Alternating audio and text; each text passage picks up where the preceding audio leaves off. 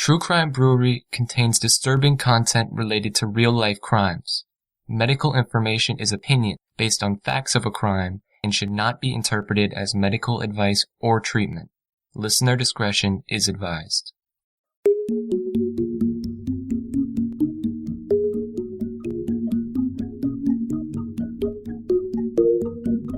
Welcome to True Crime Brewery. I'm Jill. And I'm Dick.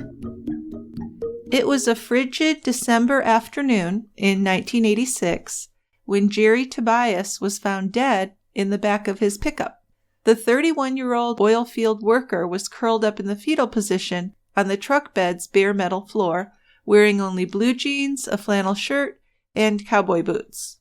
Join us at the quiet end for False Witness. Jerry's death really was a mystery. The first clue was inside the cab of his truck, where police found a fresh package of expensive steaks from a local butcher shop.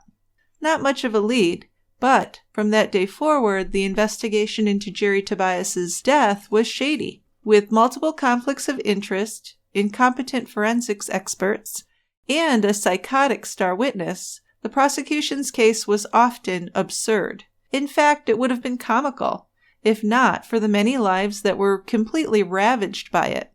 So we're in Michigan for this case, and we definitely need a Michigan beer. And I have one called Four Giants from one of my favorite breweries, Founders Brewing Company in Grand Rapids. This is an Imperial IPA, 9.2% alcohol by volume. It's a nice clear copper color, fluffy white head, a little bit of lacing. There's an aroma of sweet malt, citrus, and pine that leads to a taste of grapefruit, pine, and caramel. It's nicely bitter. Not oppressively so. That's a very nice beer. Okay, well, let's open it up. Okay.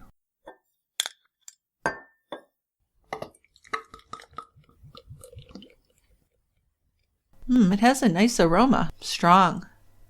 Uh-huh. All right. So come on down to the quiet end. I just want to say that this case was recommended by Molly. Molly told us about the case, and while researching it, I came across the book Wicked Takes the Witness Stand by Marty Link. And I have to say it's in my top 10 true crime books now. It's absolutely engrossing, and it's definitely one of those cases that is stranger than fiction. So we've got a whole lot to get to. Let's not delay. Why don't you lead off the story, Dickie? Okay. So it was Michigan State Police Trooper Ken Burr who found Jerry Tobias on that Monday, December 8th. With no coat, no hat, and his flannel shirt hiked up onto his chest, his bare skin stuck to the metal bed, he was exposed to the elements and quite dead. His body was frozen stiff. An officer on patrol had noticed Jerry's blue pickup on Sunday night, and he ran the plate number to see if the vehicle was stolen. Truck was not reported stolen, and the officer, Karen McCann, continued on with her patrol. So even though nothing had been reported, the apparently abandoned vehicle had been logged into the system. Truck was last seen parked at the corner of South Illinois and 8th Streets in downtown Gaylord, just behind the fire station. Burr found the snow-covered vehicle exactly where it had been sighted by McCann, but certainly that frozen body in the truck bed, that was a shock, wasn't it? Absolutely. Now, Burr wondered if Jerry Tobias had been lying there the night before, passed out drunk, or if he had already been dead when McCann had driven by and taken down the plate number. If he had been there Sunday night, it's surprising that McCann had not noticed him. While he was in the truck bed, one of his cowboy boots was stuck out over the edge, which is clearly visible to Burr from about 50 feet away.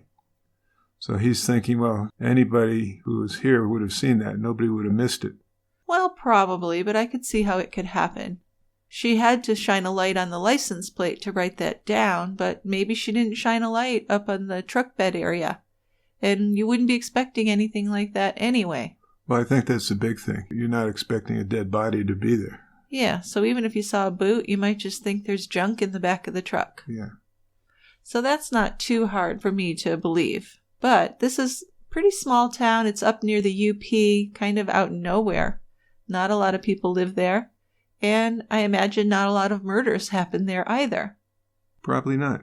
Now, earlier on Monday afternoon, Jerry's wife, Jackie, hadn't seen her husband since Friday morning, and she was beginning to worry about him.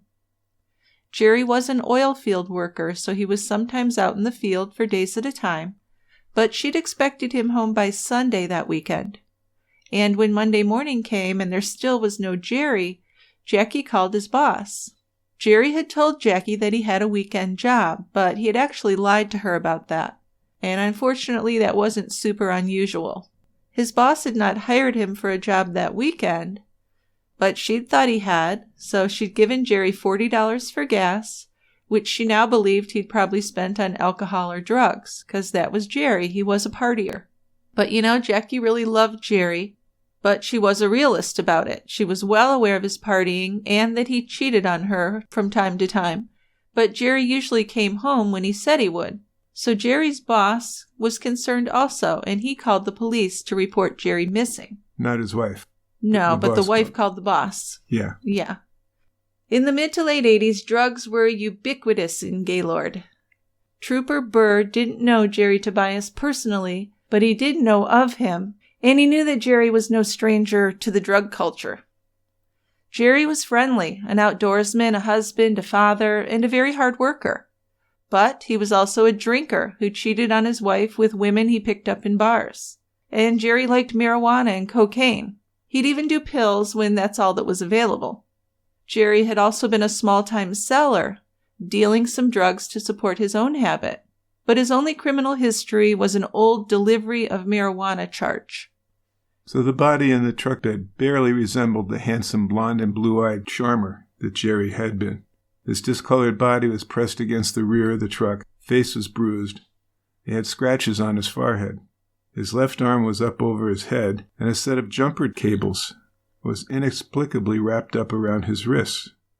So that's really the only thing that makes me think someone did this to him. Yeah. The other things, I think he's the kind of guy who got in some fights here and there, and I could see him getting drunk and passing out in the truck. But the jumper cables, that adds a whole new avenue to my thoughts on this. It does. And if it was an accident, why would he be lying in the truck bed? I mean, if he was... Oh, Dickie, where have you been? If he gets drunk and passes out and freezes to death, that actually happens. I know, but he's driving the truck. I mean, if he passed out, he'd be in the cab. Well, why would you think he's driving the truck? We don't know. No, I'm just saying that it's mysterious that he was in the truck bed. Oh, absolutely it is. There are many things that could have happened. So I could see that if he got in a fight with someone and they tied up his arms, they could have thrown him in there while he was alive and he could have died of an overdose. Yeah. There are a lot of things. Like you said, it is just a mystery. It is. Yes. Now, inside of his truck, there was the usual clutter.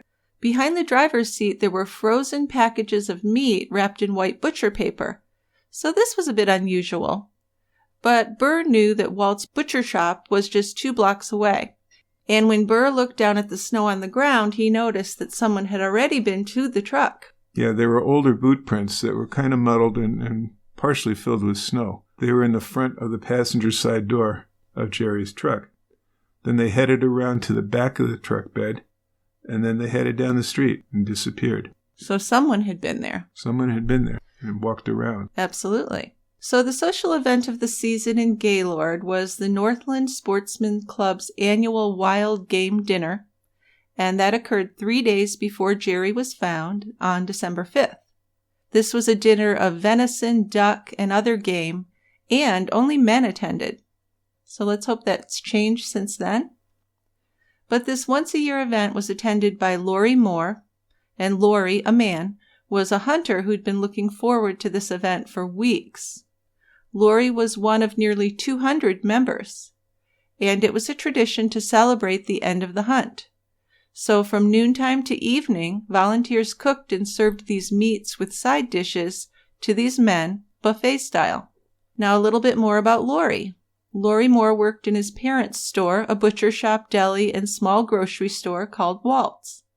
Hunting season was very busy at Walt's because they specialized in processing deer. So although Laurie liked the good company, food, and drink, he didn't leave work early that day. He had a lot to do.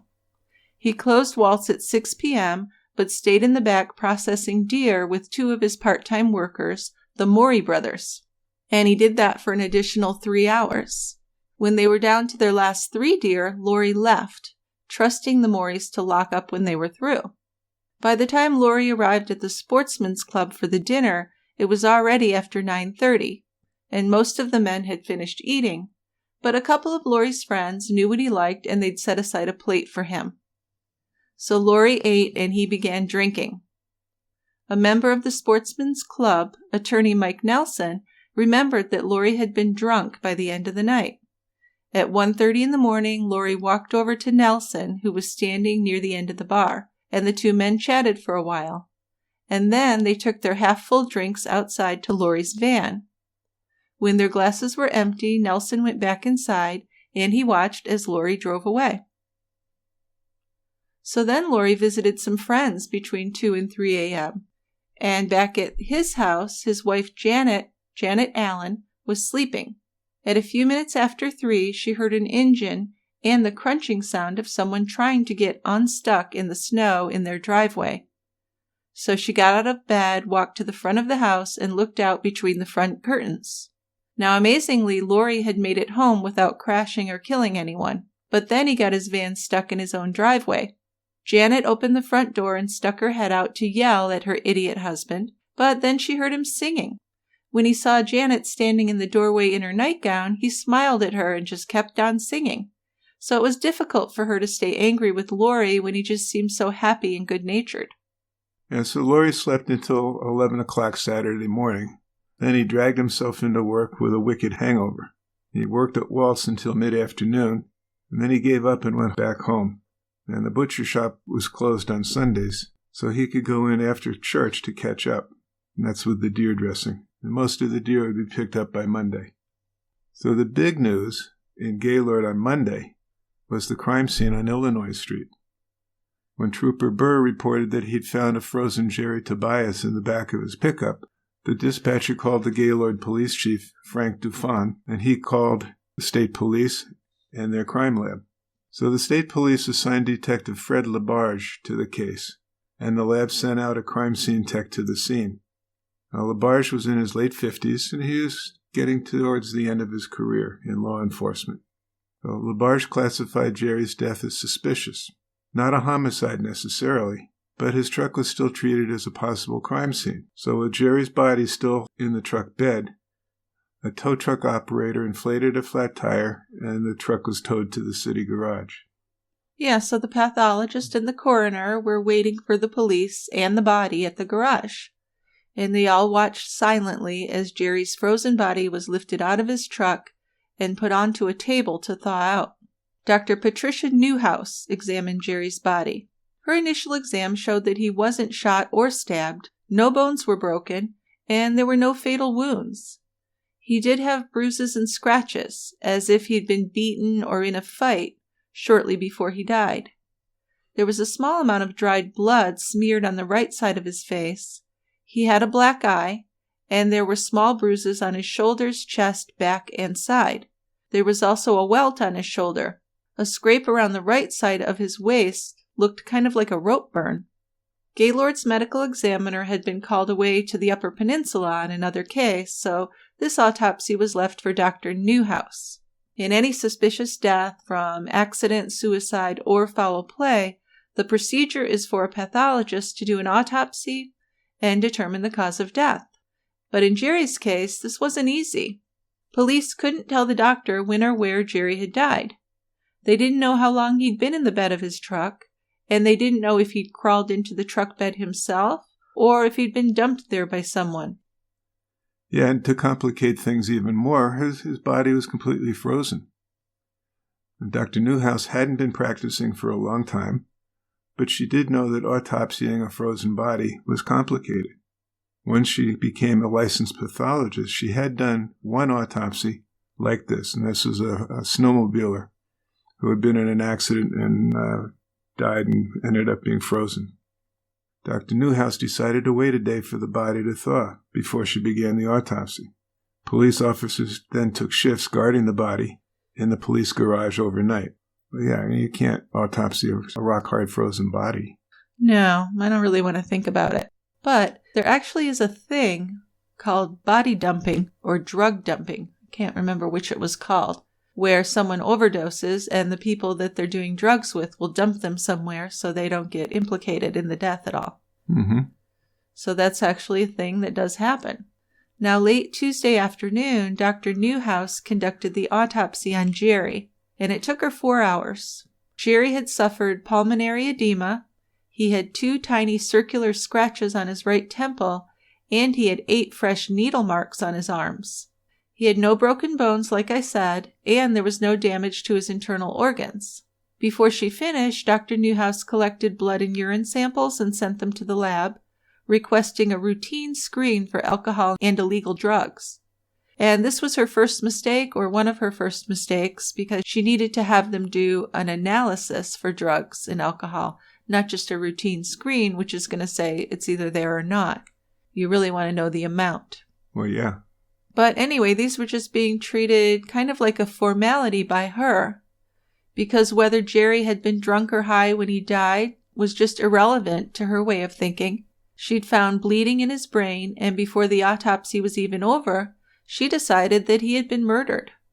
The pathologic findings associated with the immediate cause of death were in the central nervous system, she wrote in her autopsy report, noting that the cause of death was blunt trauma to the head, and the manner of death was homicide. Now, I know you're not a pathologist, but maybe you can help us out a little bit with some of these findings. Okay. Maybe explain what pulmonary edema is and what could cause that. Pulmonary edema is just a lot of fluid in the lungs, and there's a ton of causes. Infection, drugs, trauma. There's a lot of things that can cause pulmonary edema. So the needle marks certainly make us think of drugs because they were pretty fresh. It certainly would. Yep. And the idea that there was no damage to his internal organs, not too surprising. He wasn't stabbed or shot or anything. Right. So members of law enforcement met in Gaylord to go over what they knew so far in this case, which was about to be labeled a homicide. Unidentified boot and palm prints were found on the top right edge of Jerry's truck, exactly where someone would place their hand and foot if they were climbing into the bed of the vehicle. Jerry had been wearing Levi's, a gray long-sleeve t-shirt, a plaid flannel shirt, white underwear, white socks, and cowboy boots. Now, 2 of his belt loops were torn, and his belt was missing, so that's interesting. Very. Also, there were scuff marks on the heels and sides of his cowboy boots as if he'd been dragged, so that would lead us to think that someone put him there. Also, his jeans were unbuttoned and the zipper was unzipped. So we don't know what that's about. Could he have urinated outside? Drunk men do that. Had he been with a woman? We don't know. He did have $114 and a nickel in his left front pocket. He also had $3.42 in his right front pocket. So it wasn't a robbery that had happened, clearly. Some deer hair was found on Jerry's shirt and in the back of his truck. Not too unusual. He had killed a deer recently and brought it to be processed at the butcher shop.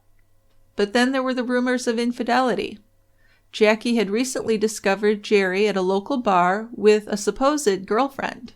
A confrontation ensued, and Jackie pulled the woman's hair in front of dozens of witnesses. Then behind the front seat of Jerry's truck, police found frozen meat and seafood. These items were wrapped in white butcher paper and labeled Walt's Meat Market. So this included a package of oysters, package of salmon, package of kielbasa, 2 packages of red snapper, a Brookfield Farms corned beef, a package of ground lamb, 1 whole boneless lamb shoulder, and a package of New York strip steaks. About $200 worth of meat. Yeah, I think it'd be probably even more than that nowadays, because this is probably a while back. 3 times that much. Yeah. So the meat was the first thing that the detectives decided to investigate. Walt's butcher shop was just a couple blocks from where Jerry and his truck had been found. A prosecutor's investigator, named as Jerry Burr, had the job of finding out how all that meat got into Jerry's truck. So he drove to Walt's and he saw Laurie there working behind the counter. So Laurie told Burr that he had last seen Jerry Tobias on Thursday. He had his kids with him and he was asking about his deer. Laurie told him it wasn't ready, but that he could pick it up on the weekend. He wanted him to pick it up as soon as it was ready because his walk-in freezer was full. There was really a space problem. When he was told about the meat found in Jerry's truck, Laurie said that he didn't remember Jerry buying any of it. Plus, it just wasn't wrapped the way Laurie and his employees wrapped up their sold meats. Maybe Burrima should talk to some of the other employees, Laurie suggested. Waltz was staffed by a lot of part-timers who might remember Jerry's purchases. A clerk named Sue Davis was in the store, and Burrima talked with her, but she had not sold the meat to Jerry. He tracked down additional staff, but no one had sold the meat to Jerry, or at least they wouldn't say that they did. And it didn't look like the way they gave meat to customers when it was purchased either. It's a real mystery. That's a very big mystery. I would really want to know how it got there. Exactly. It's Walt's meat. Yep. Did someone give it to him? Did he steal it? It wasn't wrapped the way Walt's wrapped it. No. It's something to chew on for a while. Yes. So at their follow-up meetings on Wednesday and Thursday, the task force on the case put together a rough timeline of what Jerry had been doing over that first week of December. They interviewed Jerry's wife, Jackie, and her friend and boss, Becky Nelson. They interviewed Jerry's bosses at the oil company and his co-workers. They interviewed an old girlfriend, Marie Ross, and a couple of Jerry's other friends, too, including Sherry Payton. Now, for Sherry, they checked her time card at the ski lodge where she worked, learning she'd been punched in from 6:42 p.m. on Friday, December 5th to 1:36 a.m. on Saturday, December 6th. And then again on Saturday evening from 6:51 p.m. until 11:43 p.m. It was a 45-minute drive from the Boyne Mountain Ski Lodge to Waltz. So police ruled Payton out as a suspect. Well, they did, but I want you to remember that name because she'll come back later. Okay. I'm committing it to memory. Okay. So they interviewed oil field workers and all of the employees at Waltz, and from their interviews, police put together a rough schedule of Jerry's last days. Wednesday, December 3rd, 1986, early evening, Jerry dropped off a deer at Walt's butcher shop to be processed. The next day, Thursday, December 4th, early evening, Jerry stopped by Walt's with his 2 young sons to ask about his deer. Laurie Moore tells him it wasn't ready, but that it would be sometime over the weekend. Then the next day, Friday, December 5th, at 8 a.m., Jerry's wife Jackie wakes up after Jerry had already gotten their 2 sons off to school. Then she went out to McDonald's and brought home some breakfast for Jerry and herself. At 9:30 a.m., Jerry got a phone call from his boss, who told Jerry to come to the office to get his regular work truck. The 2-tone Ford he usually drove back and forth to the oil fields had been in the body shop, but now it was repaired. And that's the truck he would be found in. Jerry left his home in Gaylord at 11:30 a.m. and headed for the office in Kalkaska, which is about an hour away. Then at 12:30, he arrived at the office, he exchanged trucks, and he left for home about a half an hour later. On his way, his boss contacts Jerry on his pager and asks him to check on a job in Gaylord. So Jerry checks in there between 3:30 and 4 p.m. At 4 p.m., he pages his boss from the job site, says the job is fine, but that he's not feeling well and he's going home. At 5:30, a foreman called Jerry at home and tells him to take the weekend off and report to a job in Reed City, which is 100 miles south of Gaylord, first thing Monday morning. So Jerry agreed. Then at 7:30 p.m., he stopped in where Jackie works, his wife, and he told Jackie and Jackie's boss, Becky Nelson, that he was going to Reed City on a job and wouldn't be back until noontime Saturday at the earliest. And this is when he asked Jackie for some cash for gas, and she gave him $40. And we now know he was lying to her. He was going to go out partying or whatever until Saturday. Yes, he was. At 9 p.m., Jerry was at the Swamp Bar in Frederick, a small town just 10 miles south of Gaylord, and he was drinking. He bragged to a group of friends that he had $5,000 in cash on him, and his pockets were bulging with $20 and $100 bills, and he bought several rounds. Over the next 3 hours, he drinks 8 or 9 White Russian cocktails and 2 beers. Then he leaves the bar a little after midnight. And he tells friends he's headed to Gaylord to buy some cocaine, but he'll be back at the bar by 1:30 a.m. for last call. So he was a busy guy that night. I guess so. I tell you, though, 8 or 9 White Russians. He was certainly drunk. Yeah, I'd be comatose. Yeah. Well, yes. I don't see how he's up and around. Well, he was a drinker, but still, he had to be very drunk. Had to be. So he was driving his blue Ford work truck, and this is the last time anyone would report seeing him alive. That Friday night. The wee hours of Saturday, I guess you could say.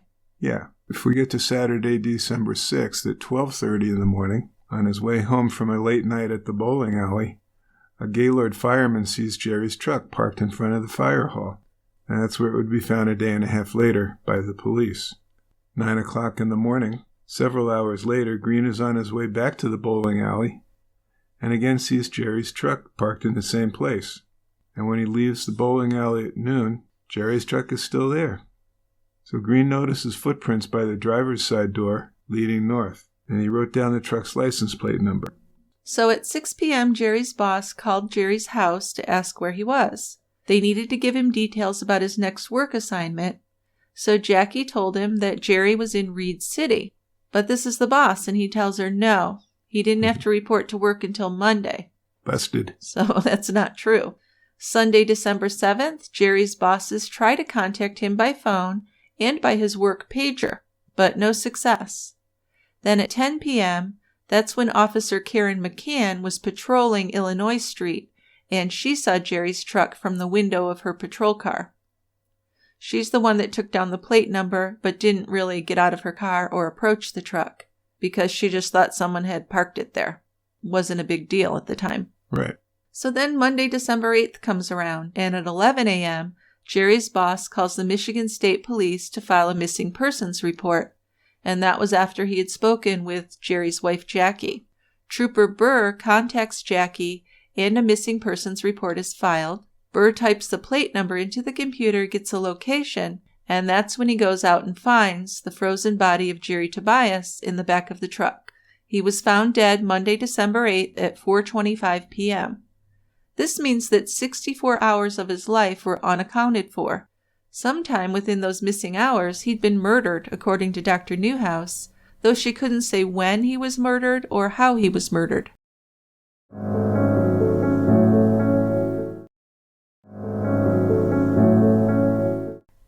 Police suspected that Jerry died sometime Friday night or in the early morning hours of Saturday.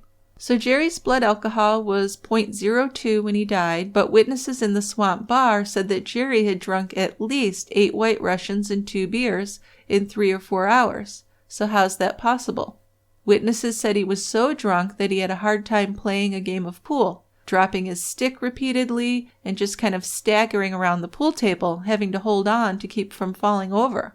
So if Jerry was killed later that night or early Saturday morning, his blood alcohol should have been at least 10 times higher than the 0.02. He should have been, basically legally plastered. Oh, yeah. If there is such a thing. Well, I think they term it differently. Yes. But with no physical evidence to go on, the police expanded their interviews to Jerry and Jackie's friends, family, co-workers, and neighbors. One person who was called in for a second interview was Jackie's boss, Becky Nelson, and when an investigator interviewed Laurie in the butcher shop, he said again he hadn't seen Jerry since Thursday night. But when they interviewed Becky Nelson, she told Detective LaBarge that there was more to her and Laurie's stories than she had told when she was first asked. Becky told police that she saw Jerry at the ski shop, that's where she and his wife work, when he came to visit his wife on Friday afternoon, and that's when he asked her for some gas money. But then later that night, she said he also came to her house. She and her husband, Don Nelson, gave Jerry $200, she said, to buy them a bag of pot.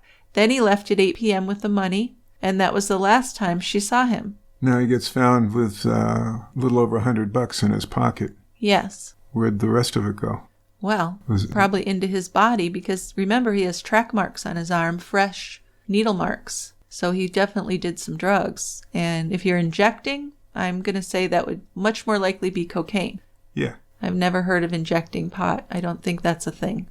No. So is this the thought of the police? They started with $200. He's down to $100. He was buying drugs, likely? Well, they don't know what to think, because he was given $40 from his wife. And then Becky said she gave him $200. They really don't know. There's a lot they don't know, because the hours leading up to him being found are just nobody knows where he was or nobody's saying. So are they also thinking that in regards to his blood alcohol level, either that test was done wrong and it should have been higher because he'd been drinking, or do they think it was because it took a while for him to be killed and he just metabolized the alcohol? I'm not sure what they were thinking. I know that as far as Dr. Newhouse was concerned, it was just incidental and she didn't really care because he was murdered, according to her. So she didn't care about that. Yeah, but you kind of have to. Well, she should have cared about it. I'll agree with you there. But she didn't, and we're going to see through this whole story that she and the police really decided they were going to lock in on Laurie as the murderer, and things will just spiral downhill from there. Oh, we've heard stories like that before, haven't we? Yeah, I don't know about to this degree. This one is pretty remarkable. Detectives returned to Laurie and they set up an interview. And Laurie said he worked at the butcher shop until 9 and left the Morey brothers to process and package 3 deer and clean up and lock the store. So that's an alibi right there that he wasn't seeing the Nelsons at 8 p.m. Then on Friday, December 5th, Laurie went to the Sportsman's Club dinner, and then he said he went home. A detective showed the meat package to Laurie, and he was pretty perplexed by this. The meat wasn't cut into individual steaks, but just wrapped up in one big hunk of meat. Laurie said that Waltz never sold steaks that way. The New York strip meat was always cut into individual steaks before it was sold to any retail customers. And Laurie was the only one who cut the meat in the store, so he couldn't remember ever selling it like that, and neither could any of his part-time clerks. But Laurie had to agree that the meat had come from Waltz. That was obvious. His own handwriting was on some of the packages. But he trusted his employees, and he didn't think that they had stolen the meat for Jerry. They were all very loyal to the store, he believed. And when asked about his whereabouts, Laurie told the police that he had been at the dinner and was seen there by literally dozens of people. So Lieutenant Hardy and Detective Labarge drove from the butcher shop to the Sportsman's Club. Then they drove the path that Laurie had told him he drove on Friday night, timing it. So if they drove fast, with no traffic, red lights, or other obstacles, police decided Laurie could have been at the butcher shop when Dr. Newhouse said Jerry died. Could have been. Could have been. There's a lot of things that could have got in the way of that idea, but I think they're just kind of going to dismiss that and say, well, there was no traffic, he didn't hit any red lights, nothing else happened, so he clearly could have made it there. Could have done it. So they went back to interview Laurie again, and after some questioning, Laurie wanted to call his wife. She would be his moral support, but she was also an attorney. The police waited until Janet arrived, the couple talked privately, and Janet told the police that her husband was not going to answer any more questions at this time. "I want to talk to Norm first," Janet told detectives. She was referring to the Otsego County prosecutor, Norm Hayes. After the couple left, detectives compared notes, and they agreed that Laurie's denials seemed suspicious to them. Prosecutor Norm Hayes and Laurie's wife Janet Allen actually knew each other. In 1986, with Hayes working as the county prosecutor and Janet working as a defense attorney, the two knew each other professionally. But Norm Hayes had also once been romantically interested in Janet. In the summer of 1983, they were both single and living in the same apartment building. And Norm pursued Janet, but Janet only saw Norm as a colleague. She would later say about their friendship, "It was a small town. We were both attorneys, both single, and we were friendly. We would have dinner together occasionally get together for a drink, but it was not an exclusive type relationship. And once Janet hooked up with Laurie Moore, Hayes was pretty much out of the picture, which he may not have taken well." Now, while Hayes said he never thought of Janet as his girlfriend, he did seem like he wished that she were. When Janet met Laurie Moore, fell in love, and no longer had any get-togethers with Norm, he wasn't very happy. Since they'd lived in the same apartment complex, Hayes would see Laurie coming and going from Janet's place. Laurie and Norm were close in age and had not only attended Gaylord High School together, but Norm had sometimes been the target of Laurie's teasing in high school. So there's a history with Laurie Moore, Janet Allen, and Norm Hayes. A history which may have made it inappropriate for Norm Hayes to prosecute Laurie Moore in this case. could have been. Well, I think there certainly was. But he took the case, and he certainly had his eyes on Laurie as the killer of Jerry. I think he could have recused himself. I think he should have. Now, as soon as Janet and Laurie left the police station, Detective LaBarge called the prosecutor, and just minutes later, Hayes went to the station, and he discussed the case with investigators. The detectives didn't have any way of knowing what had happened between Norm Hayes, Laurie Moore, and Janet Allen in the past. Only the prosecutor himself knew the intensity of his feelings for Janet, and if he was truly over her rejecting him, for Laurie.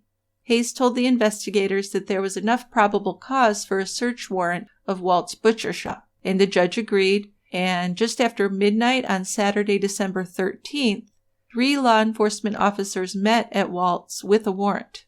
They called Laurie and asked him to come and unlock the place. So his mother Esther, Janet, and Laurie's brother Howard came to Walt's with Laurie, and they all waited in Laurie's van for 3 hours while the search was done.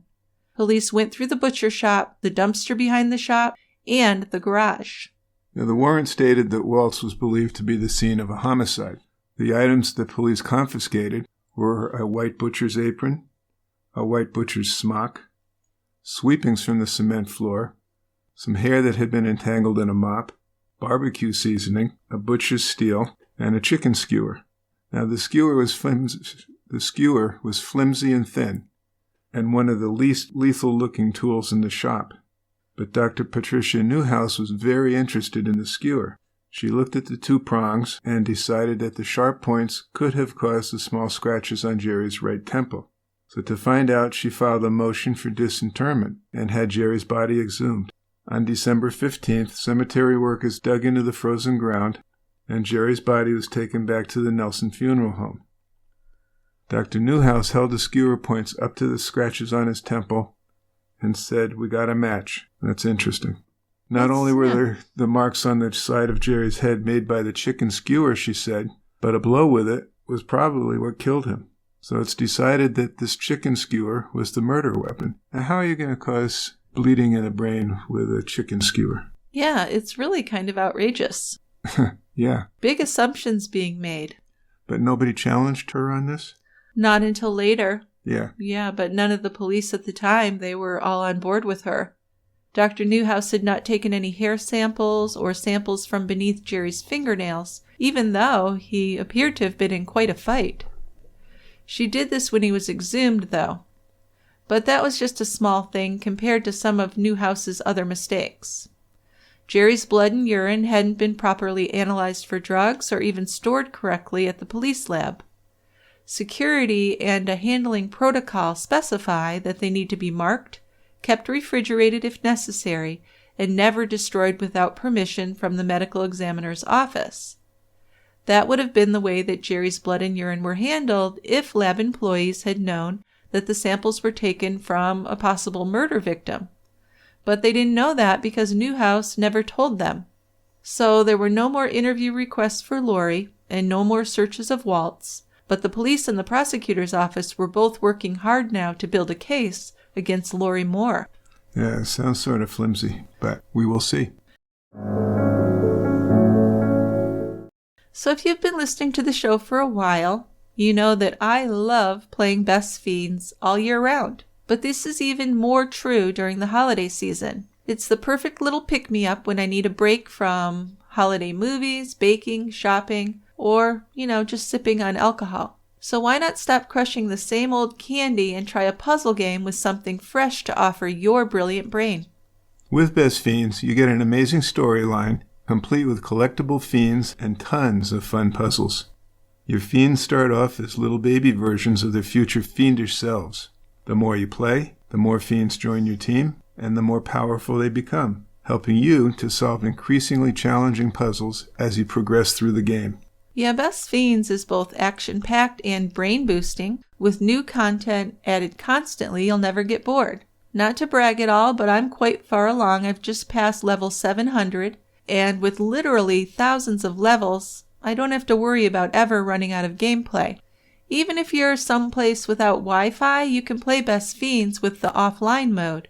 So even when holiday plans take you off the beaten path, you can still play Best Fiends.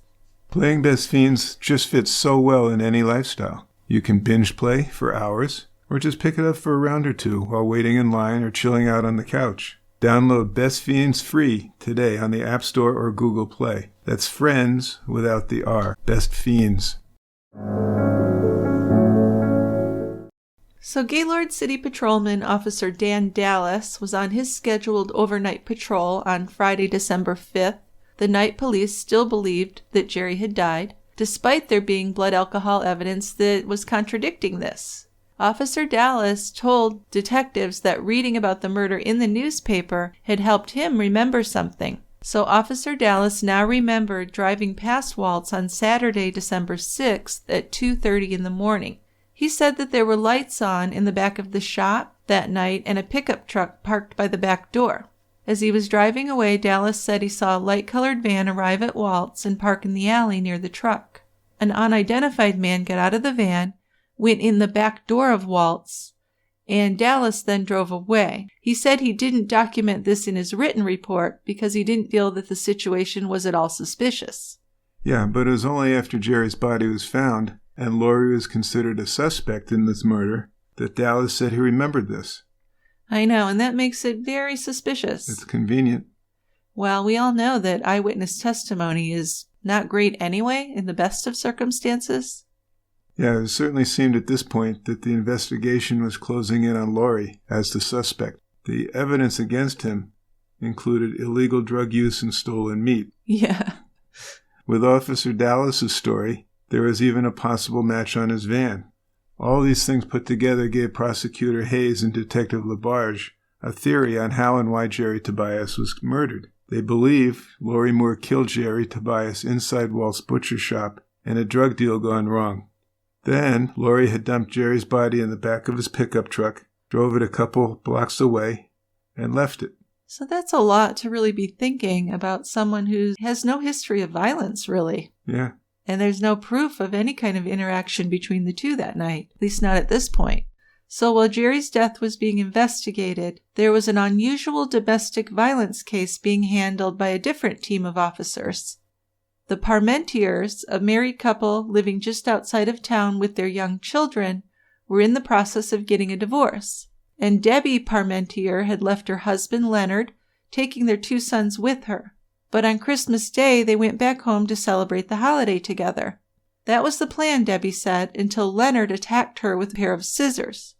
She said he tried to stab her, and then he tried to rape her with the scissors. Debbie called the police. Leonard and the couple's 2 sons had been interviewed, and all 3 of them denied that this attack ever happened. Leonard told police that his wife had a history of mental problems and that she often made up crazy stories to try and get him into trouble. So the police asked Debbie to sign a form that would allow the prosecutor's office to see her medical records. At first, Debbie refused, but then she changed her mind and signed it. So the police sent a letter to Debbie's physician asking for her complete medical history. And Dr. Williams mailed in a 19-page report. Between 1981 and 1987, Debbie was in and out of hospitals and doctors' offices, complaining of headaches, stomach aches, bad vision, cramps, shortness of breath, and muscle pain. She'd reported being attacked, said that she had brain tumors, migraine headaches, miscarriages, and seizures.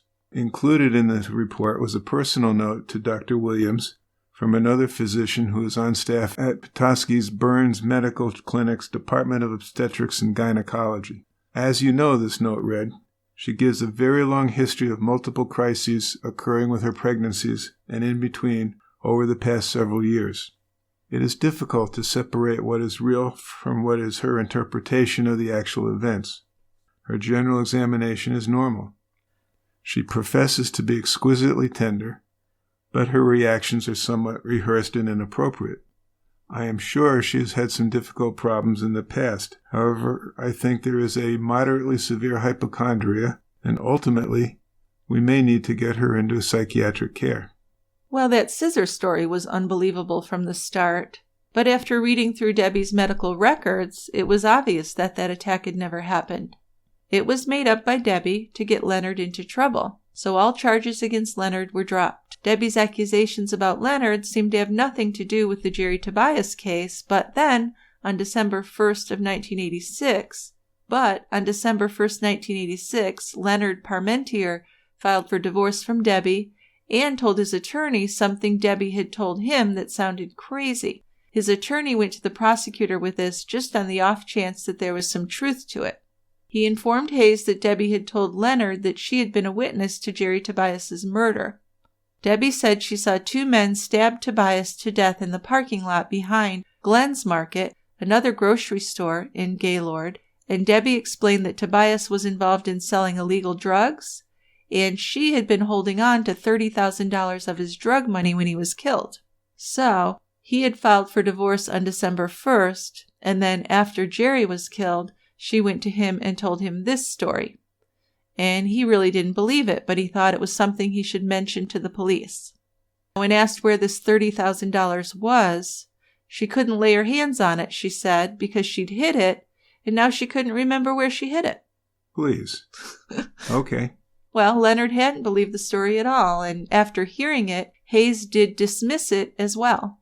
Hayes knew from the autopsy report that Jerry hadn't been stabbed. Also, the idea that someone could lose $30,000 was ridiculous. So he didn't even bother to write up a report. But then in January of 1987, Debbie Parmentier began telling the police that she had information about Jerry's death. Now she was saying that she had seen Laurie Moore beat Jerry to death inside of Walt's. Okay. Then on March 2nd, 1987, Laurie Moore was arrested in the parking lot of his wife's law firm. They had returned to Michigan the night before, after a belated honeymoon in the Cayman Islands. Prosecutors' theory was that Jerry owed Laurie either money or drugs or both, and was killed when he didn't pay up or deliver the drugs. They believed that Laurie went to Walt's in the early morning hours of Saturday, December 6th, after he left the Sportsman's Club dinner. He and Jerry met at Walt's to do a drug deal. An argument occurred, and Laurie beat Jerry to death with the chicken skewer. If it wasn't so sad, it would be really funny. You're right. Laurie then dumped Jerry in the back of the pickup truck, drove it 2 blocks away, and parked it in front of the fire hall, where it was found 2 days later by Trooper Burr. Well, the whole Moore family knew that Laurie was under investigation, but his arrest was still a shock. In the 3 months since Jerry's body had been found, the message to the public from the police and the prosecutor's office was that they were still looking for Jerry's killer. A long list of dopers and petty criminals had been brought into the police headquarters and interviewed. And in a front-page story in the Gaylord Herald-Times, Police Chief Dufon blamed drug transients and drifters for the increase in crime in 1986 in Gaylord. Laurie was not a drifter, he was not a criminal, he was not a transient. And although he was a casual drug user, he didn't have a criminal record. He was a local businessman who had a big personality, liked to have a good time, and was well-liked. So with his arrest, the police assured the public that they had the right guy. After an extensive investigation, with the leadership of Prosecutor Hayes and the cooperation of the state, the county, and the city police departments, they claimed to have excluded all other suspects. Now, the actual police report told another story. In fact, Laurie had been the only real suspect from the very beginning, and any information pointing in another direction was either ignored or disregarded. So kind of that tunnel vision thing that we've heard about before. Yeah, I mean, you settle on your guy or girl, and that's all you're looking at. Yeah, so you try and get evidence to fit your scenario instead of collecting evidence to put together the real scenario. While sitting in jail, Laurie had plenty of time to look back on his life. He was trying to figure out where his life had gone so wrong. He remembered his high school days, and he did remember classmate Norm Hayes, now the prosecutor who was pursuing his conviction. Back when Laurie was 15 years old, he had bullied Norm on the school bus after learning that Norm's father had committed suicide 2 years earlier. "I know why your old man killed himself," Laurie had said to Norm, loud enough for all the other kids to hear. "If I had a wimpy son like you, I'd kill myself too." Now since then, Laurie had felt bad about this, and he thought about apologizing. But he didn't know if bringing it up would just make things worse, so he had never apologized. Well, not a good time to bring it up when it's so many years after the fact and you're being charged with murder. Yeah, now that he's in jail, he thinks it's too late. Yeah, it was. Michigan State Police records showed that despite public statements to the contrary, both Hayes and the police had only Laurie in their sights as Jerry Tobias's killer as early on as December 18th, just 10 days after the body was found. Charge on Laurie's arrest warrant was open murder, which gives the prosecutor the option of later charging him with anything from manslaughter to first-degree murder. Now, the entire Moore family believed that Laurie was innocent, and after his arrest they hired a defense attorney. The best litigator Janet knew was a Traverse City lawyer named Dean Robb. Robb was known for his civil rights work and had represented people wronged by insurance companies, big business, and the government. Robb was excellent in the courtroom. Yeah, so to a defense attorney, the charge of open murder meant that the police and the prosecutor already knew they didn't have all the evidence in the case they would need yet, just enough for the arrest. So to Dean Robb, it meant that the prosecutor had some doubts, and he felt very confident about his ability to defend Laurie Moore. After Laurie was arraigned, Janet spoke to the local TV news reporters. "My family and I have full faith in my husband's innocence," she said. "We are deeply disappointed in the trial by rumor that has originated from police sources since this unfortunate homicide took place. In their panic to find a solution, they have unjustly charged my husband. At present, we know very little about the facts concerning the case. However, we are confident once all the facts are known that Laurie will be vindicated and he will be found innocent. Our only hope is that the police will continue their investigation." So as he read through the police documents, Robb couldn't understand why the police hadn't focused more on the Morey brothers, Bill and Todd. They'd been the last people at Walt's on December 5th, the night police said that Jerry died. But Robb could only find one mention of the brothers in the police report. He knew that there had to have been a reason they weren't interviewed more, but he really couldn't think of any. Laurie told Robb that he and Janet both asked the police not to drag the Morey brothers into the investigation if it wasn't necessary. They were still employed by Walt's, and they were helping Laurie's mother, Esther, run the store while Laurie was in jail. Laurie had Janet to depend on, but Esther only had the butcher shop, and Laurie told Robb he couldn't bear to see his mother lose her business. So if the store could remain open until police found the real killer, Laurie was convinced that everything could get back to normal. Robb explained to him that by protecting Esther, he was really hurting himself. But Laurie's mind was made up.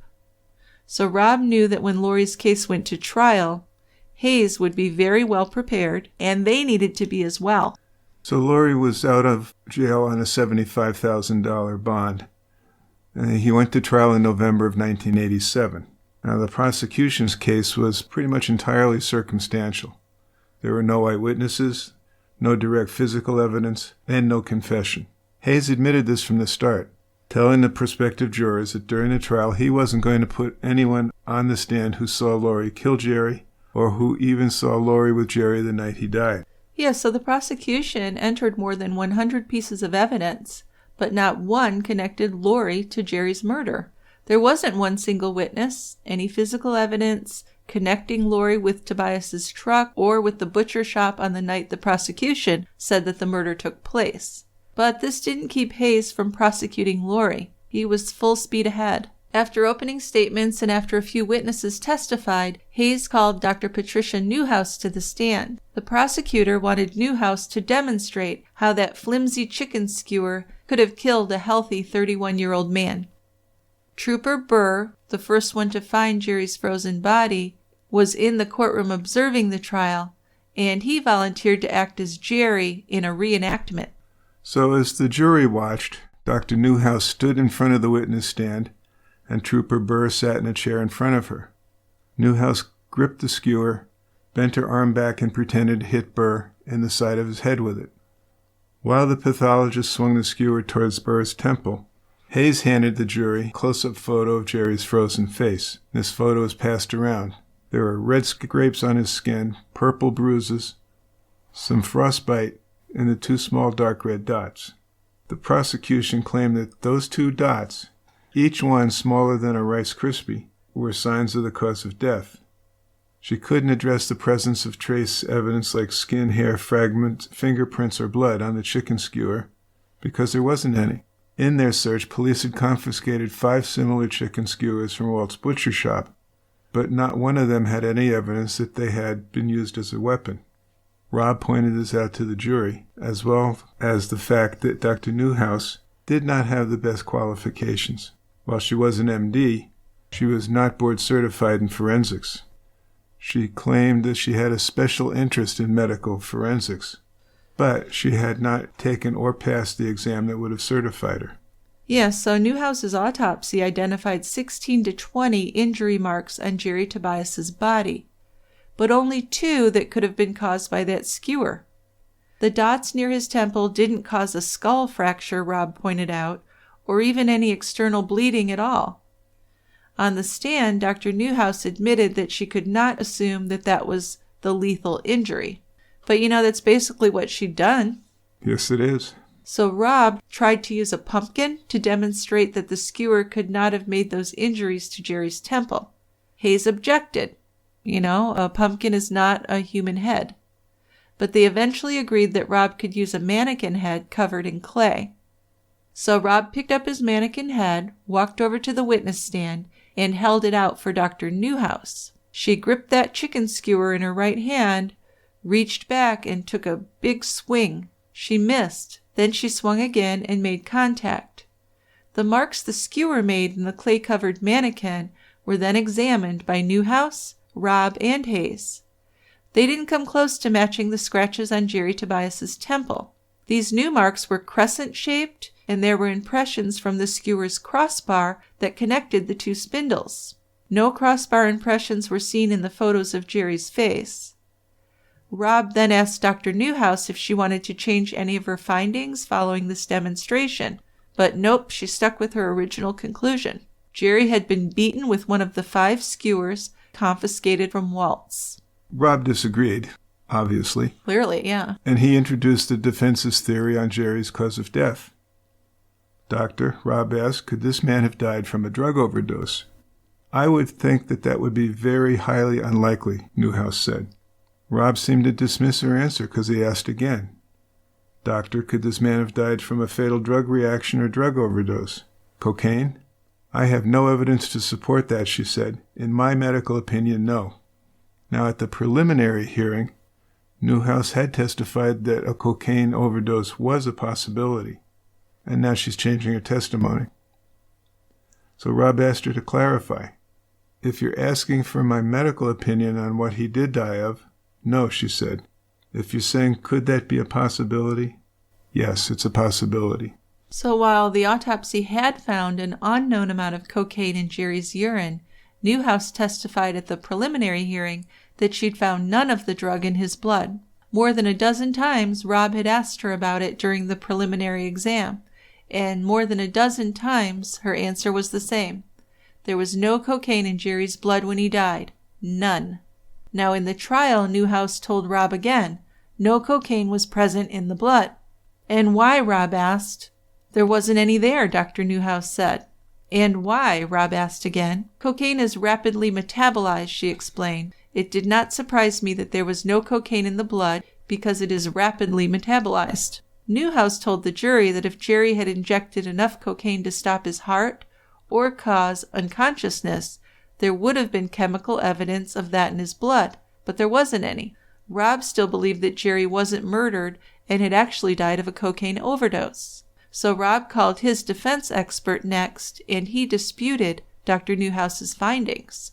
Dr. Lawrence Simpson, who is a forensic pathologist from Lansing, took the stand and said not only was the chicken skewer not the murder weapon, but Jerry Tobias didn't die as a result of any head injury whatsoever.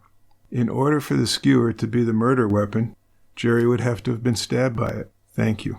If that were the case, the marks on his body would have been puncture wounds deep and violent enough to cause a skull fracture. Jerry Tobias had died from exposure, Simpson said. while unconscious from abusing drugs and alcohol. Many of the discolorations that Dr. Newhouse had identified as bruises from blunt force trauma were actually caused by Jerry's skin freezing and thawing. After the first 2 weeks of trial, Rob was pretty happy with the way things were going.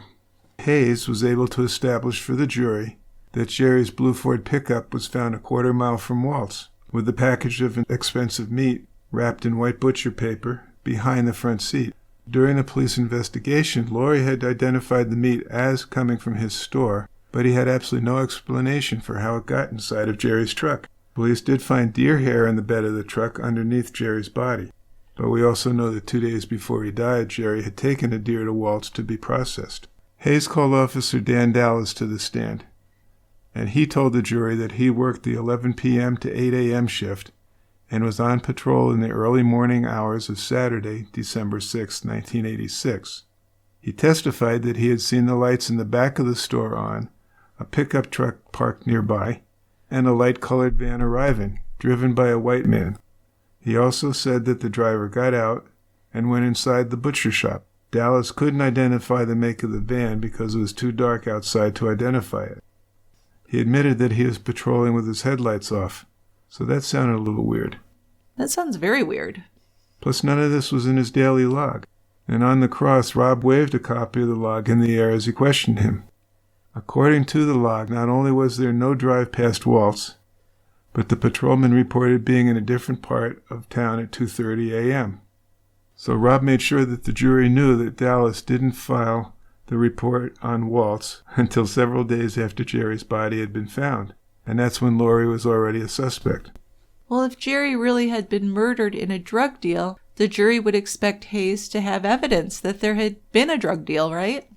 Yeah, if you're trying to do the case that way. Well, Becky Nelson, that friend of Jackie's, her boss at the ski shop, said that she was a customer of Jerry's. She testified that Jerry came to her house about 8 p.m. on Friday and that she and her husband Don gave him $200 to buy drugs. Now, Becky had initially told police the money was for pot, but on the witness stand, she admitted that it was for cocaine. Becky said that Jerry told her he was going to meet Laurie Moore at around midnight. In her first interview with police, Becky said that Jerry might have been going to Walt's, but she didn't know if he was meeting Laurie.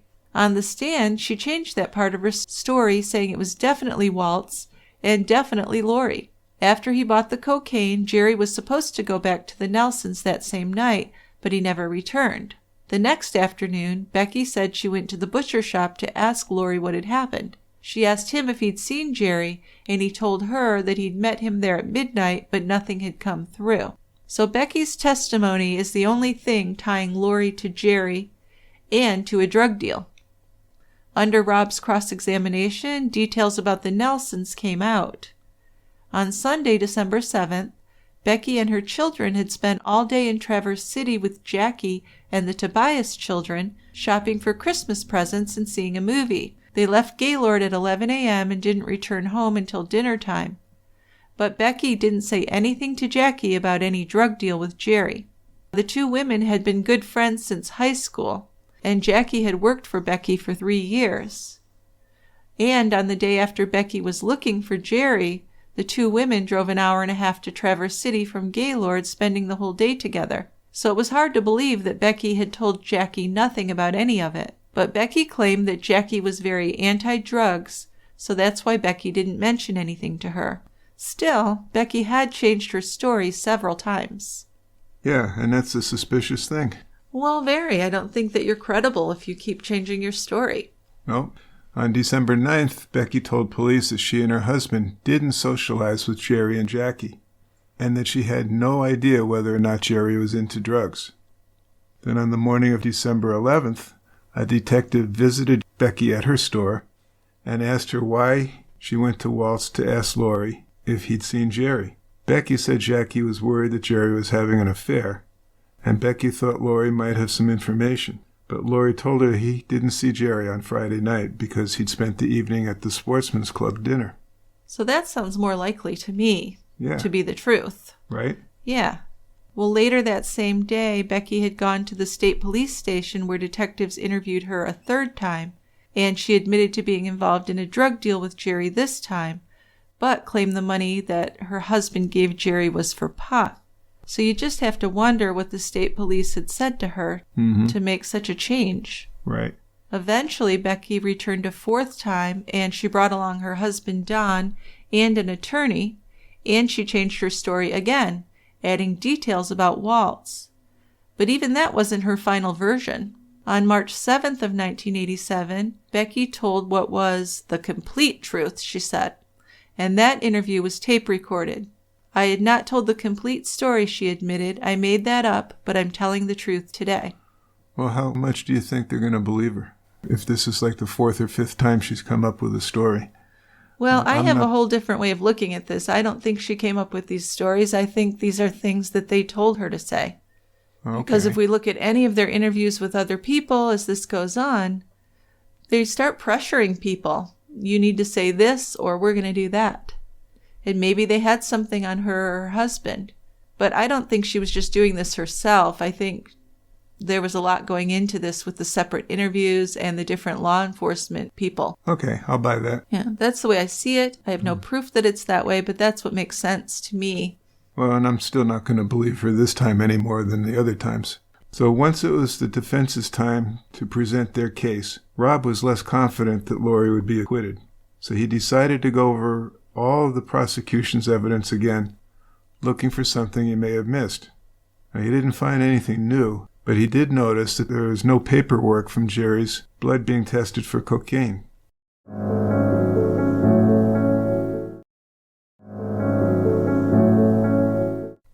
Dr. Newhouse had testified that there was no cocaine in Jerry's blood, but there's nothing to back up that statement. Yeah, so this was a pretty good find. It's just funny how he started out taking this case, and he thought he was just going to be able to get it thrown out. There would never be a trial. Yeah. Now he's at the point where he's getting worried that maybe Laurie won't even be acquitted, which in the beginning he didn't think was possible. So this was a good find. He did find paperwork for the autopsy, paperwork for the urine test, and paperwork for the unidentified fingerprints and palm prints the police found on Jerry's truck, but absolutely no paperwork for the blood test. So Rob had to wonder if the test had even been done at all. The autopsy report on Jerry Tobias showed that Dr. Newhouse had drawn urine and blood from Jerry's body for toxicologic studies. The report from the testing lab stated Jerry's urine was negative for amphetamine, barbiturate, methadone, and opiates like pot, hash, or opium, but positive for cocaine. It didn't specify the amount of cocaine present, again because Dr. Newhouse had only ordered a drug screen, not a drug analysis. A screen just gives you a yes or no, while an analysis would give you the amounts that are found.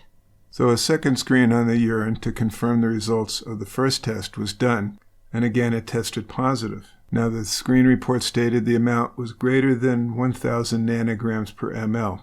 Somewhat of a quantification, but not really. The drug screen report stated the amount was greater than 1,000 nanograms per ml, which meant that the screen found an amount of cocaine in Jerry's urine greater than 1,000 nanograms per milliliter.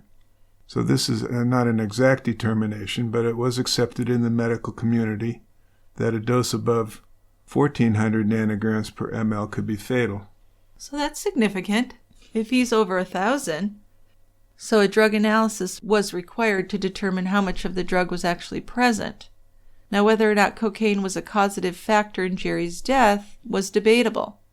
Dr. Newhouse had said under oath that Tobias's blood had been tested for cocaine, but none was found. But according to her own lab report, she was either lying or she was misinformed. A second report from the same lab that tested Jerry's urine also had tested his blood, and that report stated that Jerry Tobias's blood registered 0.02 for alcohol and was negative for methanol, which is carburetor cleaning fluid, which I guess some people sniff. Also acetone, which is from glue sniffing, and from 5 prescription barbiturates. But cocaine wasn't even mentioned. It wasn't mentioned because the lab never tested for it. And the only reason they wouldn't have tested for it was if Dr. Newhouse didn't ask them to. There was something else in the lab reports that didn't add up. Jerry probably died late on Saturday, December 6th, or very early Sunday, December 7th. Dr. Newhouse did the autopsy on Tuesday, December 9th, and signed the death certificate the next day, listing homicide, blunt trauma to the head, and hit with blunt instrument as his cause of death. On Thursday, December 11th, a press release from the prosecutor's office announced their findings. A search warrant was issued for Walt's Butcher Shop on Friday, December 12th, and this named Laurie Moore as a suspect. But the toxicology reports that Newhouse ordered weren't complete until Monday, December 15th. So the police, the pathologist, and the prosecutor had already decided that Jerry had been murdered and that Laurie Moore was responsible before they knew the results of Jerry's drug tests. And it was no wonder Rob thought the prosecution seemed to have no interest in what those results actually were. Well, right, because it doesn't help them any. No, not in the least. Dr. Newhouse returned to the witness stand on Thursday afternoon. When she took the stand, she acted so angry with Rob that the judge allowed the defense to treat her as a hostile witness. So with repeated questioning, Dr. Newhouse finally admitted that she didn't have the report from the lab, stating the volume of the blood sample was not enough for a drug analysis. Nor could she remember the name of the person at the lab who told her that. She did agree that Jerry Tobias could have died from a drug overdose. Rob couldn't prove that Newhouse's actions were outright fraud, but he was able to show the jury that she was incompetent. So for the first time in the trial, Rob felt confident that he had established some reasonable doubt. Well, I would say, yeah. I would think if a pathologist admits that he could have died from a drug overdose, that should be the end of it. Right? Because you don't even have proof that it was a murder, so how can you find someone guilty of murder? That's kind of crazy. Yes, it is. So Rob and Laurie, they're feeling kind of confident. Laurie's wife Janet testified that her husband arrived home the night of the supposed murder at about 3 a.m., drunk, happy, and singing. He wasn't injured, bleeding, or bruised, and Janet told the jury that her husband had been the opposite of angry or violent that night. Then in the prosecution's closing argument, Hayes decided to point out to the jury that Laurie was sitting in the row directly behind the defense table, an arrangement Hayes decided to bring to their attention. Pacing in front of them, he pointed at Laurie and said, "He hasn't sat at that table yet, has he? He may be trying to hide from you. I don't know. But he hasn't sat at that table yet." And he also reminded the jury that Laurie hadn't testified in his own defense. Now, we know that you're not supposed to do that. That's a person's right not to testify in their own defense. Yes, and it's not supposed to be any reflection of their guilt or innocence. Exactly. There are many legitimate reasons why they might decide not to, and by law, juries cannot presume guilt if a defendant decides not to testify. Defense attorney Rob repeatedly objected during Hayes' closing argument. He complained to the judge that Hayes was attacking Laurie's right to remain silent and his presumption of innocence. Now, the judge did agree and he reprimanded Hayes, but Hayes didn't apologize and he couldn't take it back. The jury had already heard it. Yeah, and then the jury deliberated for 12 hours and were unable to reach a verdict. And I think by this time, Rob and the Moores were going out of their minds. I'll bet they were. 12 hours without a verdict, it looks bad for them. They would need to return the next day, but then the judge surprised them by telling the jury that they would have to spend the night in a nearby hotel and return to deliberate in the morning. So they were not able to contact family members, and they all returned the next day wearing the same clothing. None of the jurors were prepared for this. No, so they were kind of put out by this, as you can imagine. Yeah, it's a surprise. They expected to go home that night. Yeah. And you could also see that as some kind of pressure to come up with a verdict or you're going to have to stay in the hotel again. Now, the next morning they sent a note to the judge. When did Dan Dallas tell detectives he had seen a light-colored van at Walt's, they asked. Was it right away or had some time passed? Now, the jurors were waiting for an answer, but then there was an extended bout of arguing between the defense and the prosecutor about what could be read to the jury from Dallas's testimony. Well, so, why can't the whole thing be read? Well, there was debate over it. Yeah, there shouldn't be. No, you're right, because it was all in the trial. But I'm not a lawyer. I don't know exactly what it was about. I just know that by not answering, the judge had left the jury very annoyed and impatient, and they already weren't very happy. Now, eventually he did respond. He sent them back a note asking if they still wanted their question answered. An hour and a half had passed since they had asked it, and they're just kind of fed up. The only people who will ever know what exactly went on in the jury room during that time, of course, are the jurors. But they no longer needed an answer to their question, they said. In fact, the foreman responded with a note to the judge. No, we're ready. They're ready to give a verdict. Which really gives me the overall impression of, oh, fuck it, let's just give a verdict and get out of here. Yeah, we're done. Really does. So they came in and gave their verdict. Guilty of voluntary manslaughter. Rob asked to have the jury polled. And then when they got to the 12th juror, the woman hung her head, paused, and then cried as she said yay. Laurie's bond was revoked. He said goodbye to Janet and his family. He was put into a police car which took him back to the Otsego County Jail to await sentencing. Laurie's bond was revoked. He said goodbye to Janet and his family, and he was put into a police car, which took him back to Otsego County Jail to await sentencing. And he was later sentenced to 7 to 15 years in prison. About a week after the verdict, Esther Moore found a greeting card in her mailbox. It was a sympathy card, like the ones usually sent to the family of someone who has just died. She opened it and read the handwritten note inside. I'm sorry, it read. I know I did wrong, and I'm so sorry, but I just didn't know. The card was signed Michelle Cronin, juror number 12. Well, sounds like we've got some grounds for appeal. You would think so. Actually, Rob knew he had many issues to appeal on, but they were all denied. Laurie's younger brother, Howard Moore, came home from college for holiday break. In between trying to comfort his mother and visit his brother in jail, he stopped in at the Cedar County Ambulance Corps to say hello to the EMTs who he'd volunteered with when he was in high school. Although he'd been away at college, he still knew most of the staff and volunteers, including his supervisor, Mary Evans. There's someone here who wants to talk to you, Mary told Howard after he arrived. He didn't understand how anyone would want to talk to him. No one knew he was coming, so how would anyone be expecting to talk with him? But before he could ask, a woman he'd never met came over to him and asked if they could talk privately. The woman told him that she knew secrets about Jerry Tobias's death. Laurie had absolutely nothing to do with it, she whispered to Howard. I know who the real murderers are, though. They're people to be afraid of. But if you tell anyone I told you all this, I'll deny it. And then she left. He called after her and said, if you have information, you need to come forward. But she refused. So Howard asked someone who the woman was, and he was told it was Debbie Parmentier. Ah, you told me we'd hear from her again. Yes. So Howard told the defense attorney, Rob, about this encounter, and Rob had a private investigator go and talk to Debbie. Jerry Tobias was killed by a man named Mark Cantor, Debbie said, and an accomplice named John. Now, according to her, this John person was her ex-boyfriend, but she didn't know his last name. Oh, it was a casual boyfriend. Yeah. She did say that Mark Cantor and John were dangerous men who not only killed Jerry, but were very involved in drug dealing and gun running. According to Debbie, she and Mark and John rode around, and then they called Terry Moore, who was Laurie Moore's other brother, and a guy named Doug Brinkman. Her story went on, but it was very meandering and nonsensical. So the PI didn't believe her and reported back to Rob that she was not a viable or credible witness. The next day, she showed up at Rob's house, asking if the FBI would set her up in protective custody. Now, Rob didn't find her believable either, but he told her that she should go to the police with what she knew.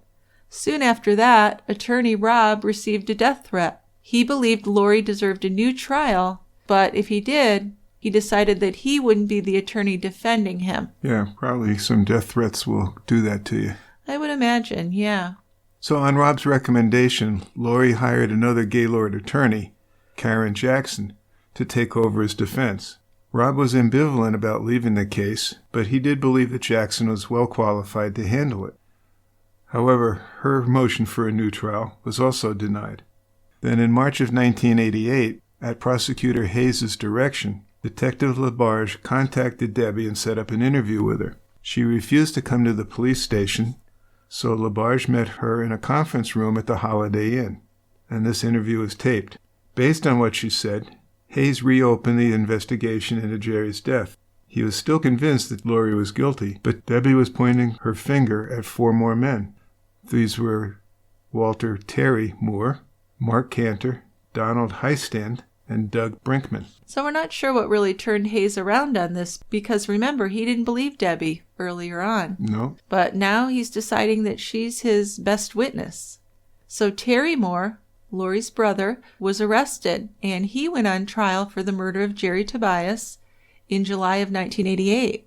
Debbie Parmentier testified that she was with Mark Cantor on December 5th, 1986, when he picked up a package of cocaine, and then arranged to meet with Laurie Moore. Then she said that she, Terry Moore, and Mark Cantor drove to Gaylord, and that Terry Moore said Jerry Tobias owed him and his brother Laurie $7,000 for cocaine. She said that they met Laurie Moore and Donald Heistand and Jerry Tobias at Walt's butcher shop. She said an argument ensued because Jerry didn't have the money. She said Terry Moore struck Jerry in the head with a sharpening steel, and that Laurie Moore hit him with the chicken skewer. Then Doug Brinkman arrived, and they all loaded Jerry's body into his truck, drove it down the street, and parked it near the fire hall. A whole new story. And there are a lot of problems with this story that we'll go over. On September 12, 1988, Terry Moore was convicted of second-degree murder, and he was sentenced to life in prison. Yeah, so he got even worse than his brother. His brother made out pretty well. Yeah, if you look at it in comparison. Now, there's no physical evidence, and his conviction basically came from Debbie Parmentier's testimony. Yeah, I think it completely came from her testimony. Mark Cantor then went on trial, and Debbie Parmentier testified for the prosecution in his trial. Through cross-examination, Mark Cantor's attorney attempted to portray Debbie Parmentier as a liar and inventor of bizarre stories. This time she came across as a liar and really a bit of a lunatic. The state police had rented an apartment for her, they were paying her bills, and giving her cash for food and other expenses. So as long as she was testifying as Hayes wanted her to, it seemed that she would be taken care of. Following her first very rocky day of testimony, Debbie said that there was another witness to Jerry's murder. This was Sherry Payton. Remember, in the beginning of the story, we mentioned that she had been at work during those times. But never mind that she had an alibi, and that she had been punched in at her job during the time Jerry was believed to have been killed. Now Debbie's saying that Sherry was there too. Yeah, this is the woman that had been cleared initially. Yeah, yep. And she didn't ever say that she knew anything about it or anything. Right. So the trial was delayed for several days and then resumed on November 10th when Sherry Payton had been found. She'd been located in Florida, where she had moved in the past year.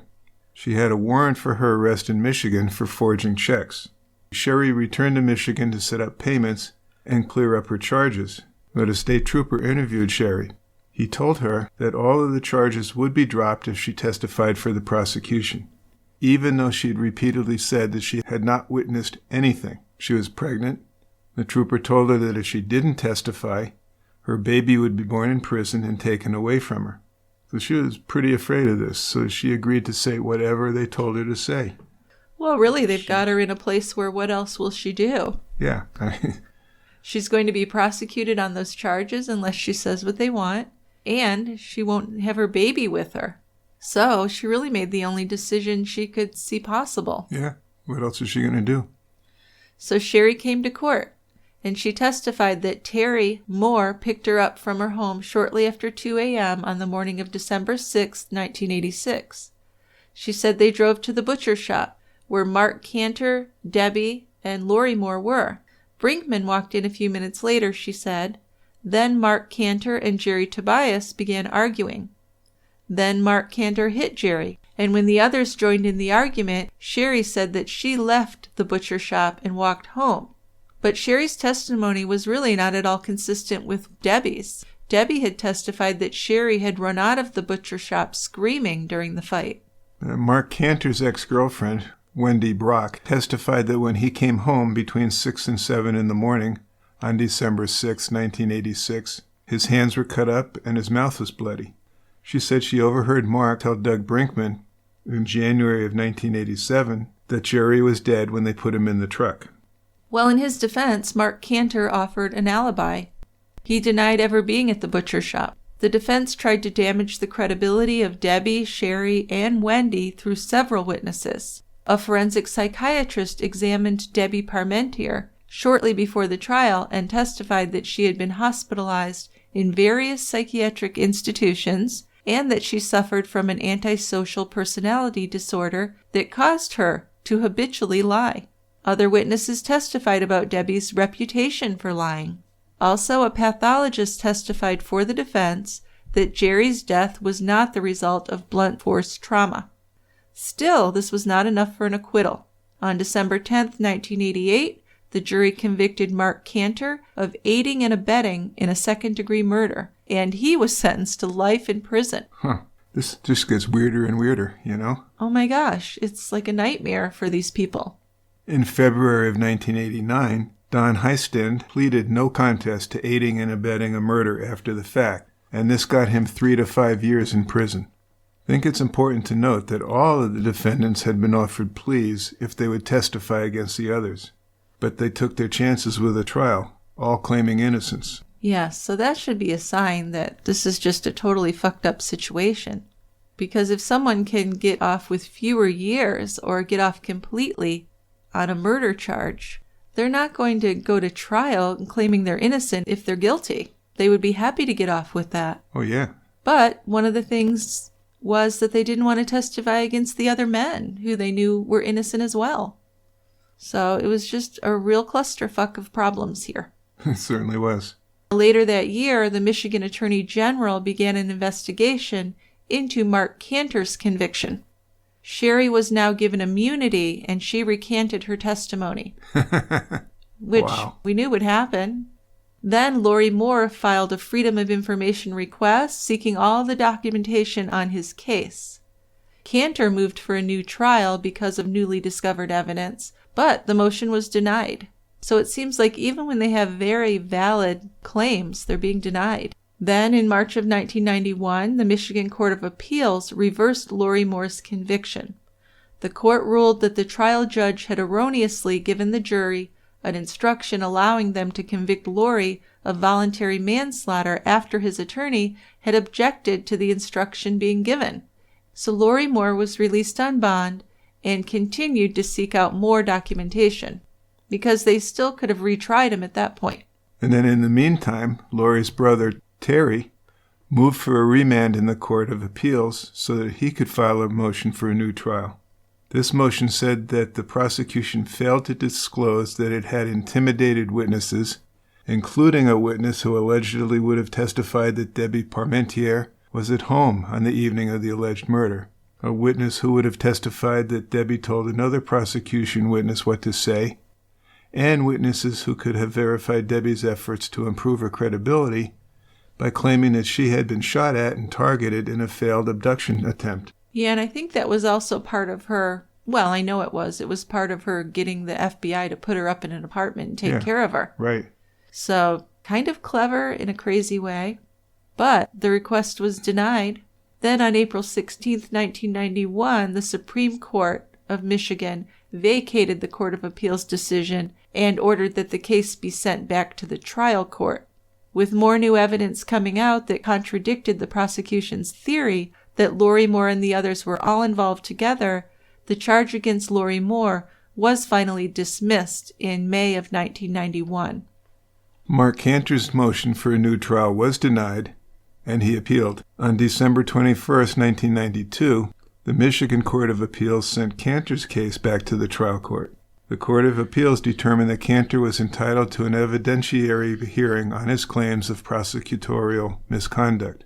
His claims also included that Debbie's ex-husband Leonard would tell the authorities about an evening when Debbie tried to convince him to shoot into a friend's house. He had refused, saying there was no way to know if the house was completely unoccupied at the time, and he didn't want to hurt anyone. And according to Leonard, Debbie showed no concern for the possibility of accidentally shooting someone. So the motions for a new trial for Terry Moore and Mark Cantor were consolidated into one, and at that time several thousand pages of documents sought by Laurie Moore were finally turned over. These records included all the contradictory and outrageous statements that Debbie had given.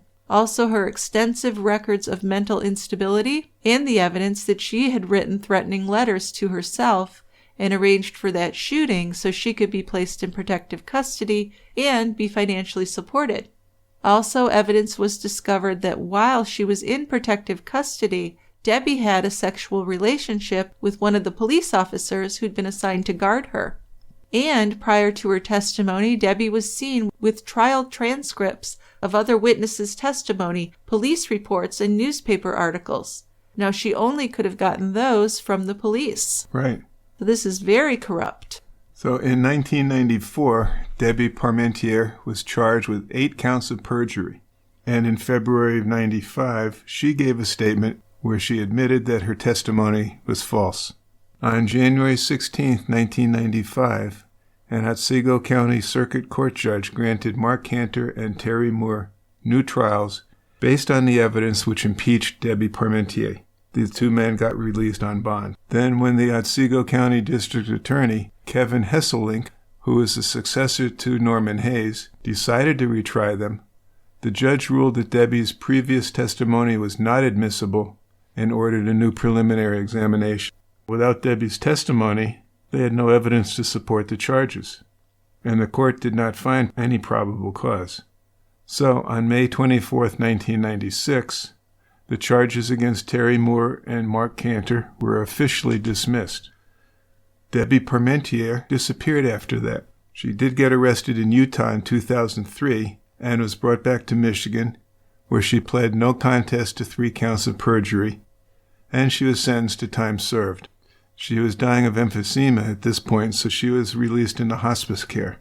So both Mark Cantor and Terry Moore filed federal civil rights lawsuit, which was settled for $4 million.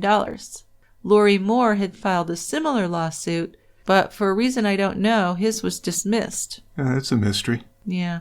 Well, Don Heistand, who served 25 months in prison, followed by another 6 months on an electronic monitoring device, petitioned to withdraw his no-contest plea, and that request was granted in 2001, and the charge against him was dismissed in 2002.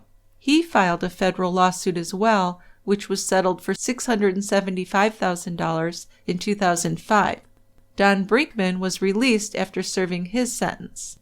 Prosecutor Hayes didn't comment on any of these appeals, hearings, or motions. The judicial canon of ethics precluded him from commenting, while any defendants were still seeking reversals of their murder convictions. In 1990, he was elected as a district court judge, and he suffered no consequences for his illegal and unethical behavior in the trials that were surrounding Jerry Tobias's death. It's just amazing how one person was able to cause so much pain in so many lives just to get herself attention and a free place to live. It's really scary. Of course, she was assisted by many professionals. Oh, I was going to say that. I mean, wasn't on her own, no. No. The prosecutorial team, yeah, they loved her. She said exactly what they wanted. Yeah, they pretty much told her what to say, right? And she said it. Yeah. I can't imagine that Hayes, the prosecutor, didn't suffer any more damage. I know. It seems like he really had an axe to grind with Laurie Moore. And then I'm not sure why he decided to go after the others, because I really can't, in my mind, I cannot think that they believed what Debbie was telling them at all. They were just using her, and she was using them. Well, I know. And the other thing about that is you would think they got the conviction on Laurie Moore that they wanted. Case closed. Yeah, I don't know what led them to do that. Unless he had other grudges to settle. There had to be something going on there, don't you think? Yeah. Yeah, because why else would they pursue all that? And, the freedom of these people is the most important, of course, but you also have to think that that took a lot of money from the taxpayers to do all this. Well, it did. It was a good case. It's an interesting case, so thanks again, Molly. Great recommendation. We sort of have a pattern, the last few cases. Maybe not a pattern, but we've got innocent people that have been imprisoned. Yes. This one and the Faria case, Russ Faria. Yeah, these two are very fascinating. The Pam one and this one. Yeah. Very fascinating cases. And, well, do you want to tell our listeners about the follow-up on that case that you've been pursuing? Well, I have a book that Russ Faria's attorney was co-author of. Joel Schwartz. And It's fascinating. I'm only about a third of the way into it, but the amount of bull that caused Faria to be convicted, it's sort of like this. It boggles the mind. It absolutely does. I'll report more thoroughly when I finish the book. Well, yeah, I just basically wanted you to tell people that you did get an early edition before it's been released and you're reading it, and we'll probably do a follow-up episode on the case. Well, definitely. Okay. So I have some more news before we get to our usual housekeeping issues and feedback. Beginning in 2022, we're going to have a show released every 2 weeks instead of every single week. Now, we really love doing the show, so this was a difficult decision. We spent a lot of time thinking about it, but we've decided to try it out in the next year and see how everyone feels about it. I personally think that this is a positive choice. In addition to allowing more time for travel and research, there are promotional and website tasks that I would like to invest more time in. And this will give me the time I need to create a quality show and more time for our premium members-only episodes as well. We might start doing some other fun things also, who knows? So we hope everyone will stick with us and keep listening, and you can give us your opinions on what you think as we go into this different way of doing things. Yeah, I think it's going to be a positive. I think so. And I think I'll have more time to do other things because there's a lot more that goes into doing the podcast than you initially think. Way more. Yeah. Also, if you have a case suggestion, we would love to get it from you. You can email us at truecrimebrewery@tiegrabber.com. And those of you who are more adventurous may like to leave us a voicemail. We love to get voicemails and case suggestions, comments on other cases, even beer recommendations. It's super easy to do that. You can go to our website, tiegrabber.com, and click on Send a Voicemail. Or you can click on the link in our show notes where it reads Record a Voicemail for a future show. So thank you to everyone who sent us feedback in whatever form. If you're interested in getting future TCB episodes without commercials and getting access to the premium member-only episodes and also getting a gift, you could subscribe to support the show at tiegrabber.com. And you can do that for as little as $4 a month. There's really a long list of premium episodes now that you could binge if you were to sign up. So if you're interested in doing that, just click on subscribe at tiegrabber.com, or you can click on the link for that in our show notes as well. We also have a lot of merch that we're selling at tiegrabber.com/shop if you want to treat yourself or buy a gift for a fellow true crime buff. Okay, enough of that. Let's talk feedback. Okay, feedback. I have, for your pleasure, Jill, 2 voicemails and 1 email. Wonderful. So what are we doing first? So we'll do a voicemail. This is from Jamie M. We played one of her voicemails last week. She said, oh, yeah, there were 2 of them. Right.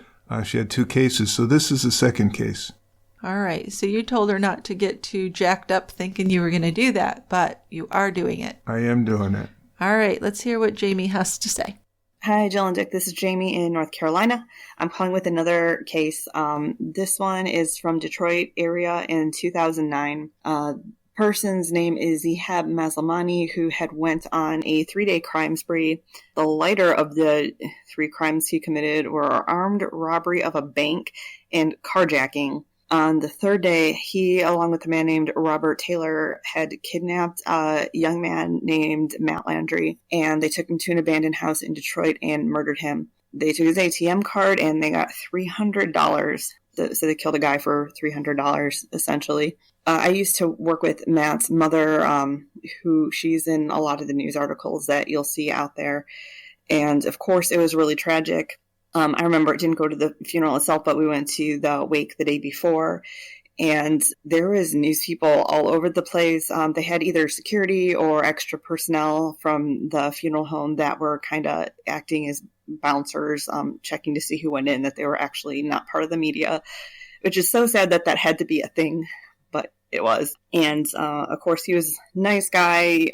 Not that you deserve it if you're not nice. But, he's so young, of course, had his whole life in front of him. They had videos playing of him, on a skateboard and, just doing different things, just being a normal young guy. So, of course, it's tragic that his life was cut so short. And it's always sad when it happens to someone you know. In addition to that, though, the police didn't really do their job. They didn't have, enough evidence to really convict the guy at first. So you'll find some news articles about friends of the family went to the abandoned home that his body was found in to look for evidence. And they found bullets in the wall that the police came and took. Fortunately, the family was smart enough not to touch it. So the police came and they were able to actually ID it and match it up with the gun and everything. So there's a lot to it. And the Ehab who had committed the crimes has a little bit in his background too. Apparently his family immigrated from Lebanon to the United States. And then when he was, I think, 8 years old, his parents just abandoned him in a country where I don't think he spoke most of the language. So that doesn't excuse him. Lots of people go through that or worse and don't kill people. But I thought it might be interesting to research. Anyway, thanks for everything. And I don't have a beer suggestion, but there's a lot of breweries that are popping up in that area. All right, thanks. Bye.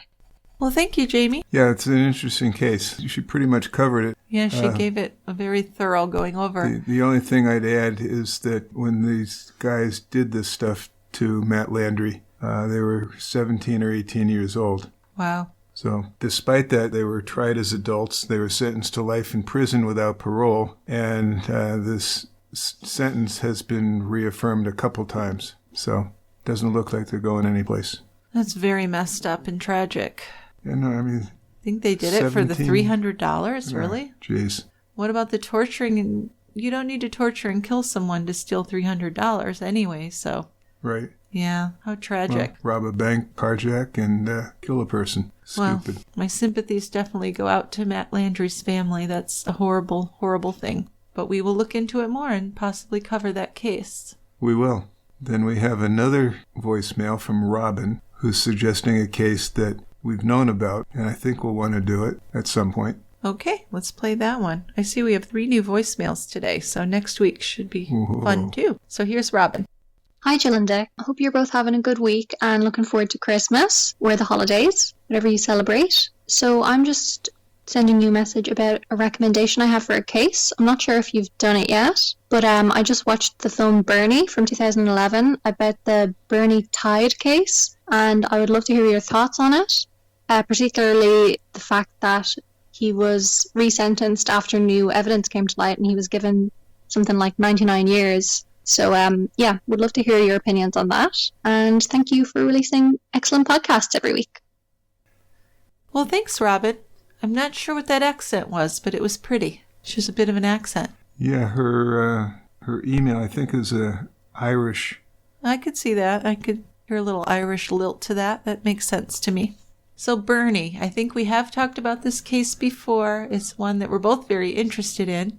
There was a movie made, of course, where Bernie was played by Jack Black and Marjorie, the victim, was played by Shirley MacLaine, right? So big age difference between the two. There was almost a 40-year age difference. She was like 81 and he was 38 or something like that. And he was possibly gay? I can't remember. Might have been. But Bernie was a mortician in Carthage, Texas, when he met Marjorie in 1990, and he became her constant companion despite that age difference. In late 1996, Bernie killed Marjorie and kept her body hidden in a freezer. Eventually, her son found her body. Bernie confessed and was sentenced to 50 years in prison.